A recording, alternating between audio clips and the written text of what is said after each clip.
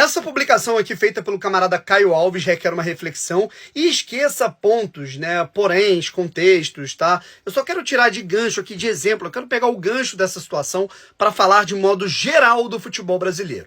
Ele fala aqui sobre a experiência do André Jardine, ele que cobriu o São Paulo à época, o André Jardine que foi efetivado no São Paulo num determinado momento lá em 2019. O técnico queria planejar uma equipe que não priorizasse, eu não vou falar que se desfazer, né, porque parece que é muito forte, né? Enfim, mas tá aqui, Jusilei, Nenê e Diego Souza. Ele queria um time mais leve, mais jovem. E a diretoria não gostou dessa ideia de André Jardine e não conseguiu, né? Na verdade, não quis, né, essa ideia. Eu também não vou, né, falar, porque eu não cobri o São Paulo à época, então não sei até que ponto você tem o outro lado, né, que ele foi derrubado pelo trio, mas obviamente que algumas rusgas surgem. E aí o André Jardine foi demitido, né? Ele não foi bem de fato no São Paulo, que não anula o fato dele não ter ido bem, né? Foi eliminado na pré-Libertadores e tudo mais. Depois ele foi campeão olímpico com a seleção brasileira, medalhista de ouro, e agora chega no América do México e é campeão mexicano. Faz o América sair de uma fila de 5 anos sem títulos. Um promissor treinador, assim, quem conhece o Jardine, né? Eu, inclusive,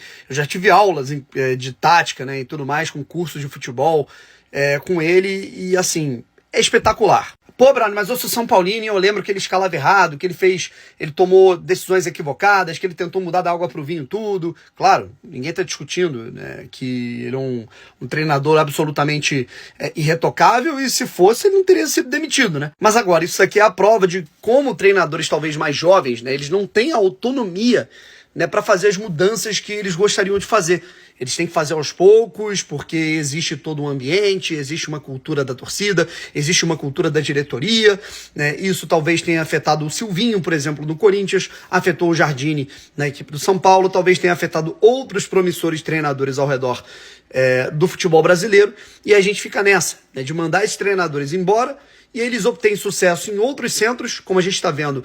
Por exemplo, o Pericles Chamusca, que é um técnico brasileiro fazendo um trabalho fantástico no Al Tawon da Arábia Saudita. A gente está vendo o André Jardine ter sucesso no futebol mexicano. O próprio Ferretti, né, também tendo sucesso de anos no futebol do México. Ele já falou que é impossível se trabalhar no Brasil por conta dessas adversidades, não te deixam trabalhar. Fábio Carille, por exemplo, teve sucesso no futebol japonês. Então, assim, cara, a gente vai perdendo essas boas possibilidades de treinadores para outros centros. Fica nessa de que nenhum treinador brasileiro presta, e eles vão construindo a sua história, mesmo que não seja no principal centro, que é o do futebol europeu. Então isso requer uma reflexão. Será que só os treinadores brasileiros estão errados? Ou o nosso meio estraga os treinadores brasileiros?